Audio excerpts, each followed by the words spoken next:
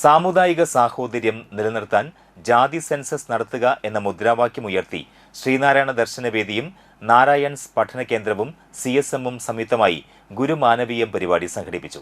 മതിലകം സെന്ററിൽ ശിവഗിരി മഠം ബ്രഹ്മചാരി സൂര്യശങ്കർ ഉദ്ഘാടനം നിർവഹിച്ചു. NB അജിതൻ അധ്യക്ഷത വഹിച്ചു. KS ഉമൈറ, മണികണ്ഠൻ കാട്ടാമ്പിള്ളി, അജ്മൽ എടവിലങ്ങ്, MK ഗോപി, സുഗുണപ്രസാദ് തുടങ്ങിയവർ സംസാരിച്ചു. 100 വർഷം മുമ്പ്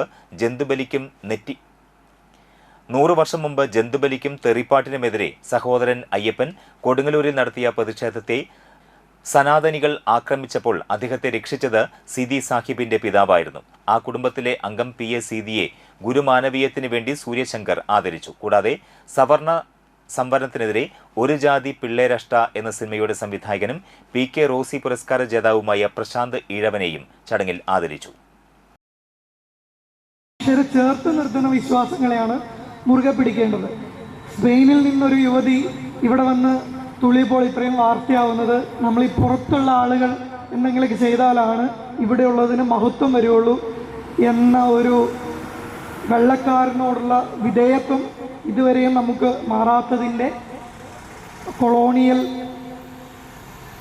ആശയങ്ങളോടുള്ള ആ മമത ഇതുവരെയും തീരാത്തതിൻ്റെ ഫലമാണ്. അതുകൊണ്ട് പ്രിയപ്പെട്ടവരെ, ഇന്നത്തെ ഈ ഒരു പരിപാടി നമ്മുടെ നാട് നമ്മളൊക്കെ അസ്തമിച്ചാലും ഇനി വരുന്ന ഒരു തലമുറയ്ക്ക് ഇവിടെ വാസം സാധ്യമോ എന്ന് ഒരു പാട്ട് തന്നെയുണ്ട്.